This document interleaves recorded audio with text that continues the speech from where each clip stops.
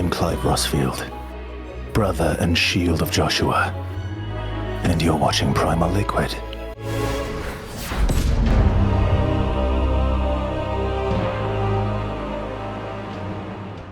Can you beat Final Fantasy 16 using only magic? This is an idea I've had ever since I was invited to the first Media Tour event back in February.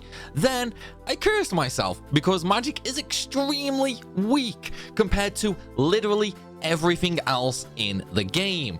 So, of course I'm gonna see if we can do it. Why? Because why not? Now, just like always in these runs, I'm writing this script as I go. This means right now I have no idea either if this run is even possible or not, especially with the game still being so new. So, let's set some ground rules for this. First, I can only use magic. This means pressing triangle only is allowed no matter what character I'm controlling, including Ifrit in the icon fights. Second, I am not allowed to use toggle abilities. I have no control of AI party members, however, we can still not use them as a crutch. And third, no limit break, because that would make this go faster and I hate myself, so it's banned. Okay, so with that out of the way, smash that like button and subscribe if you're new here, because this isn't the only crazy thing I have planned for 16. Now, sit back, grab your popcorn, and enjoy. At the start of the game, go through the movement tutorial and eventually we get to young Clive's flashback. Now, because this is a magic only run, we skip the tutorial because that requires us to swing our sword, and young Clive's arms are kind of flabby. Holding that sword is a little difficult. So grab the potions and higher potions in the village and advance through the story to the marsh. This is where things are going to massively slow down for us. Why? Because magic is freaking weak. Like, seriously, it does 10 times less damage than normal sword attacks, 20 times less damage than icon abilities, and with the animations, it's much slower to cast magic than it is to swing a sword. So just think, if a fight took you 10 minutes, chances are it took me over 3 hours. We can speed this up a teeny tiny amount though. As soon as you enter Stillwind, you have 50 ability points, so use 20 of them to buy charged magic. This way we can turn our basic tier 1 spells into tier 2 spells like Fire. Now, move on to the first fight against some goblins and slowly blast away with your puny balls of fire. Thankfully, the upgrade to Fire makes this a little more bearable for now. The goblins go down kinda quickly, so we can advance on to the first mini-boss of the game, the Gigas. This is just a dance around the arena, constantly dodging and launching fire.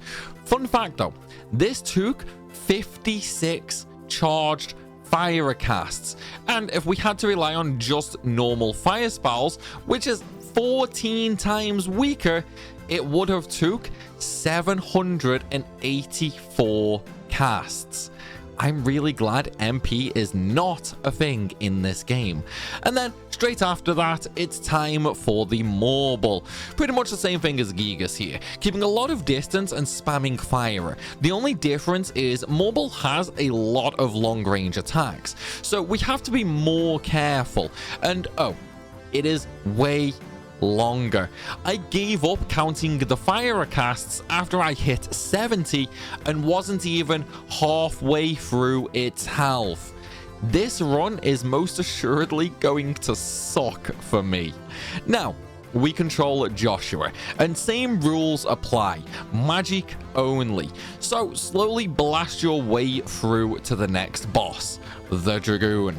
This is one of the easier fights. He only jumps with a nice telegraph or charges at you so long as you keep your distance and you have more than enough time to dodge and unload fire magic into him. All things considered, while the fight was long, taking over 6 minutes alone, it was incredibly easy. After the Phoenix vs Ifrit fight, we're back in control of Clive. Master charged magic on the ability board, and let's continue on to where we fight a bunch of shoulders and Shiva's dominant. This fight, as you might have guessed, involves a lot of dodging and casting.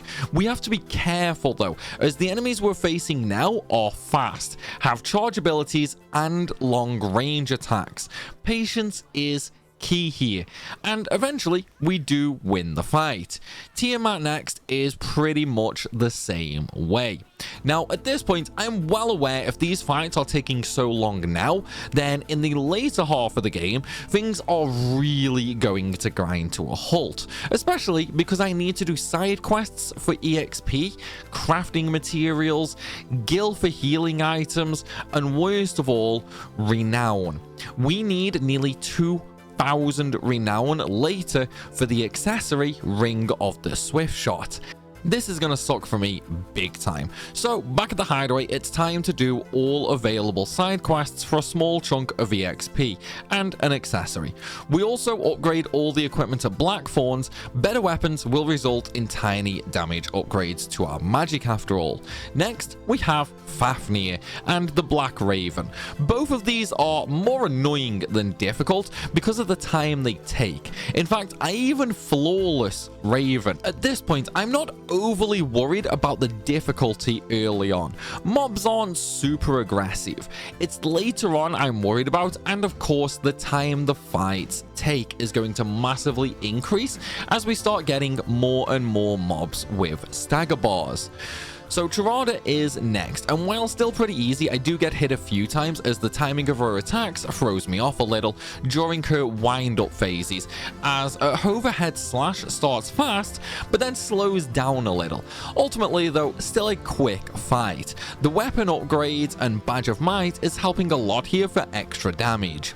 Next up though is Suparna and Tirada at the same time.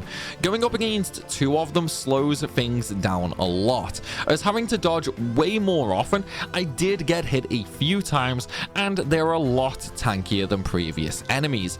Thankfully, patience pays off and we move on to Benedicta. The first phase goes really well. I get hit once because I'm an idiot, but she goes down really quickly.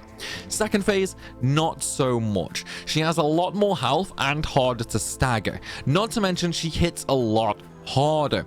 I also fail to dodge a lot more here, resulting in me having to use 2 potions. Eventually though, after 15 minutes, she goes down and we even get our second icon, which is completely useless in this run as magic is the same regardless of which icon we use. The only difference is the name of the spell and the appearance. Damage is the same. Well, now it's time for Garuda itself, and this is the first major challenge this run. I use all my potions and high potions, and even have to use the stone skin potions for extra defense. My dodging ability here was really bad, but thankfully we eke out a win just in time. This was for sure the hardest fight so far. Now though, we move on to the first proper icon fight, Ifrit vs Garuda. Only this time I have no way to heal, so I need to play it safe. Thankfully, Fireball does cancel out Garuda's aerial magic, which means less dodging needed, but this still took a while to get through it. And our reward? Being smited by Daddy Ramu. Once back at the hideaway, upgrade equipment, do side quests, and move on. At this point though, I skip everything that doesn't need to be killed, as fights are starting to take too long. The next proper boss is going to be the Iron Giant, and this is a fight I got really worried about, not because it's hard, in fact it's one of the easiest fights. So far our damage is much better now we have the Invictus sword from Eastpool, and it's easy to dodge. The problem is his atomic ray charge up ability. I didn't know if my damage would be high enough to do it. Thankfully though, it was, and we end up flawlessing another boss. Now, on to the nightmare though, Clive's inner demon. Even on a normal run, this fight takes a while. Using magic only, this is gonna take forever and be pretty dumb since we're going to fight the Icon of Fire using fire. What could go wrong? Phase 1 against Ifrit goes well, other than I kept getting hit and had to use 2 potions. Not to mention the range issue when it comes to magic. So quite a lot of my spells ended up missing because Ifrit was too far away. Then we have Phase 2, Fake Clive. Aside from him being a little tanky, it's actually fine. He's mostly easy to dodge, and there's not much else to say about him really. Phase 3 is Limit Break Fake Clive. His combos are a little more aggressive and slightly different, but it's mostly the same fight as Phase 2. Now, this is where I know the Limit Break rule about not being allowed to use comes into play. However, in this fight, it's mandatory to activate it. As such, this does not count as breaking the rule. So, Phase 4. Well, we'll do that in a minute. My pepperoni pizza's ready. Okay, now that I'm recharged, it's time to accept the truth and blast away for an extremely easy fight. But now we move on to Ifrit versus Ifrit. But that fight's just one giant QTE, so of course we win, no issue. Okay, next up is the Akashic Dragon. And this one started well, very rarely getting hit, landing good hits, and then things started to turn for the worse. My dodges were failing, and I started to take a lot of damage.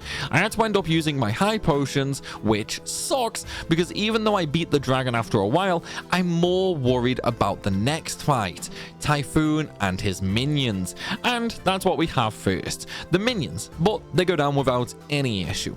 Then we transform into Ifrit, and I'm worried about Demon Wall here. We can't use Ifrit's charge ability as that is a circle press, so therefore not allowed. This means we have to ensure we can dodge through the gaps. Likewise, his other abilities have massive AoE, so dodging is going to be the focus here. Phase 1 is pretty easy, other than the fact I got hit by the absolute easiest attack to dodge every single time. The one where he shoots a little laser out of his hand, all Frieza style. So Phase 2 starts off well. I dodge the first demon wall and get good at dodging the laser beams while slowly barbecuing him. I do get hit by the second demon wall though, sadly, but we still manage to down another boss. Now though, we are post time skip. This is where side quests get longer. We gain access to hunts and mobs start to get really tanky. Oh, and we also have a new icon that does nothing for us. Nothing too exciting really happens for a while now though, so I slug my way through side quests and hunts until we get to Pepsi Man. I mean Liquid Flame. Look, I'm a 14 player, okay? This guy will always be Pepsi Man to me now after Alexander Prog and T Prog. This is by far the most annoying fight ever. Once he transforms into his little fireball fall to move around the arena, it resets your lock on. Not to mention, I'm having trouble dodging his attacks, which is 100% a skill issue on my part. And the final issue is the arena is covered in lava, which damages you when touched. This makes dodging around the arena more difficult, and because charged magic pushes Clive back, it is constantly pushing me into the lava. The game does auto start me in limit break here as well, therefore I will not count that as a rule break as the game forces it. What I will say though is I hate this fight. It proved far more difficult than I had expected, and I won't even mention how many times I had to retry, as it would just make me look bad and feel bad, as it really put into perspective how bad I am at controlling my position in the arena. Next up though is Coil, and this is the first fight we have where the enemy charges its ultimate, and I can't break it. Luckily enough, Electro Discharge does not kill me. It just gets really freaking close to killing me, resulting in a high potion instantly being used, and then the dance continues until it goes down. Not before using all my high potions and potions though. Next is Hugo, and he lives up to his name of Titan. The guy is an absolute damn meat shield and is so tanky, it's unreal. It takes me 5 minutes just to stagger him once and move on to phase 2. It's a real test of concentration to ensure I can dodge. After about 40 minutes though, and Hugo only being down to half health, he eventually manages to kill me. I restart from checkpoint though, which puts me back into phase 2 with full potions and high potions. So let's see how this goes now. And well, it wasn't bad other than the time it takes. I only died once on Hugo compared to the way too many times I died on Liquid Flame, but the fight itself took ages. He's the biggest meat shield in a long time, and I am really glad to be past it now. We do unlock the 4th icon, but that's pointless in this run. Now, we move from one problem to another. The next big boss is Titan itself, and even in a normal run, once you count all the phases and the cutscenes together, this fight takes about 40 to 45 minutes. Our damage output is horrible though, since we are limited to just magic. Thankfully though, he's nowhere near as tanky as his semi-primed form, and phase 1 is quite easy. Also, during the Brimstone tutorial, instead of activating the skill, which isn't allowed, I just dodged the rock and then it's on to phase 2. I did have to use a single firelight though, just for safety. So phase 2 is mostly on wheels and involves very little other than a lot of time and dodging rocks, which oddly enough, as the easiest part of the whole fight, doing the running section, I got hit way too many times to admit. Now, once on the platform though, it's just a boring slogfest. Then we're on to phase 3, the Infinite Fall. It's not that bad of a phase and only takes about 5 to 10 minutes, but all things considered, this fight took over an hour and a half as a whole. It's at this point as well, I'll fully admit, I'm not really having fun anymore with this challenge. The fights are taking forever, and aside from a few mostly, they just revolve around dodging in a circle for 20 minutes plus. The hunts and side quests are important to stay on level and get upgrades, but also take forever. Now, I'm no stranger to big grinds, as you all know, but this is a slog even for me.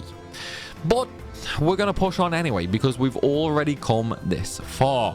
So, Bahamut time. I would have included the dragon and necrophobe in this video, but they were actually over pretty fast and easily. I didn't see the point of wasting any time in this video for them. Now, Bahamut phase 1 is actually quite an easy and quick stage, to be honest. So let's move on to Phoenix versus Bahamut, where instead of a big fireball, the charged attack is a freaking laser beam. Oh, and did I mention, it's like way stronger than Ifrit's fireball. I want to use Phoenix from now on instead of Ifrit, but sadly, phase 3 puts us back to controlling Ifrit. Only this time, Phoenix is doing a lot of background damage for us as well. So, phase 4, we have Super Saiyan Ifrit versus Golden Bahamut, and I love this fight. I did panic a little when Terra Flare started to cast and even healed for it, even though I was very nearly max health anyway. But surprisingly, I managed to empty the bar by time it hit 4 seconds remaining, which greatly surprised me, but I'm not going to complain. All in all, this fight did take way over an hour, but unlike Titan, I don't mind. I actually had a lot of fun this fight, something this challenge has been lacking for a while with all of the side quests and hunts and the last few bosses. It's for sure given me my second wind to push through with the run, which is great because we only have a few fights to go now, really. So let's do it. Next is Sleipnir, and phase 1 isn't too bad. It's just dodging some lunges and some ranged magic. Really simple and straightforward. Phase 2, where he gets the Gungnir, his attacks become a lot faster and stronger compared to the first phase, along with also getting much bigger AoE ranges. A few potions and high potions though cover the damage I take, and then he eventually goes down. Then Barnabas murders us with Iron Flash. Clive gets laid and then smacked around by Joshua. After that, though, it's time for a revenge match with Barnabas. First phase goes iffy, with me getting hit too many times, resulting in a few potions being used. But after everything we've experienced so far in this run, it's about the same as normal at this point. You'd think after all this time, though, I'd be an expert at dodging by now, but I guess not. Phase 2 is mostly the same as Phase 1, only the AoE attacks are a lot bigger, he deals more damage, and he's a little more aggressive, and we have way less room to dodge, resulting in even more potions and high potions being used. I really don't want to run out of them, and I have to use my last elixir that's essentially an auto life for me, and I want to save it for Behemoth King or the final boss. Losing it on Odin would just be a major kick in the teeth. But onto phase 3, where he instantly starts to charge for ultimate Zansetsuken, and I get barely halfway through the bar before he casts it, resulting in my death. Okay, let's try again. I give up defense this time and try going full offense, and I get close to finishing the bar off, so I do think it's possible if I just don't get hit. Something that is much easier said than done, and it takes way too many attempts, but eventually the stars align and I manage to just ek it out and get rid of the bar with just 2 seconds remaining, allowing me to get past this part. Once that's done, though, it's actually really easy and is just back and forth between us. I will admit I was really worried, though, that I wouldn't be able to get past this fight. I was feeling devastated that I got all the way through to the end of the game and hit a wall on the second to last boss. But perseverance paid off for me, and now it's time for Ultima. After we finish up side quests and hunts for new gear, which took 3 days. Yes, 3 days for the final side quests and hunts, I know. But now we're all set as best as we can be. So let's go kill a god. Ultima starts off with us getting our iconic RCs handed to us in the cinematic fight, but then we have the main fight, which is actually stupidly easy for phase 1. We just have to dodge some basic magic. Phase 2 gets a little bit more involved. He gets a Dragoon's jump ability, Ultima magic, which is a massive AoE, shoots triple blizzard spells, and a few other things. But it's nothing new that we haven't seen before, so we managed to get through it. Phase 3 is the icon fight. He's a lot more aggressive here and he likes to charge at you, but in the icon form our defense is so much higher. But we have Purgatorium to deal with, Ultima's charged attack, and while I wasn't able to properly get the bar all the way down, with good timed firelight usage for healing, I was able to survive it.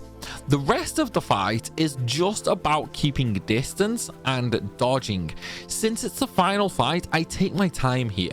I don't want to make a mistake and end up dying. Eventually, though, the icon form goes down.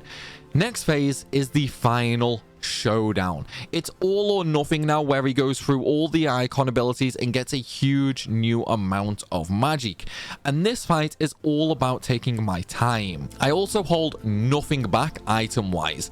Any potions, high potions, elixirs, stone skin potions, etc. get used here. He is massively more aggressive here though, and is basically just non-stop launching attacks at me. Especially once you get to the limit break phase, he goes absolutely nuts. And most of the fight is just dodging and trying to stay alive. It's here I run out of high potions, and my normal potions are already gone. I have just 2 elixirs left and 1 stone skin potion left when we managed to get through the phase. It did take way too long though, and now the final phase, and thankfully it's so much easier than the last few phases. I did, however, really panic when he started to cast Ultima when I was right on top of him. But I learned he can't use Ultima in this phase. It just tires him out and gives him a mini stagger when he tries, which makes this phase one of the easiest fights in the whole game. But with the final spell landed, and after Clive socks him one, it's done. We beat Final Fantasy 16 with only magic. This was a grueling challenge, and while it might not have been one of my longest challenges, in terms of skill required, it was for sure the hardest one. Turn-based gameplay is a numbers game after all, and strategy only gets you so far. Here though, the dodging and timing of attacks was infinitely more challenging than any of the other runs I've done, but perseverance paid off. So now I ask you all a question. What dumb thing do you want to see me do next? Let me know down below in the comments. Also, I'd love it if you guys could drop a follow on my other social medias, as it would help a ton. They're all linked in the link tree down in the description, and make sure to join our Discord server. We absolutely have one of the best Final Fantasy communities around. And for anybody who wants to go above and beyond in helping to support the channel, then feel free to take a look at my Patreon, where you can even get early access to videos. Until then though, everybody, thanks for watching, and I'll see you all soon.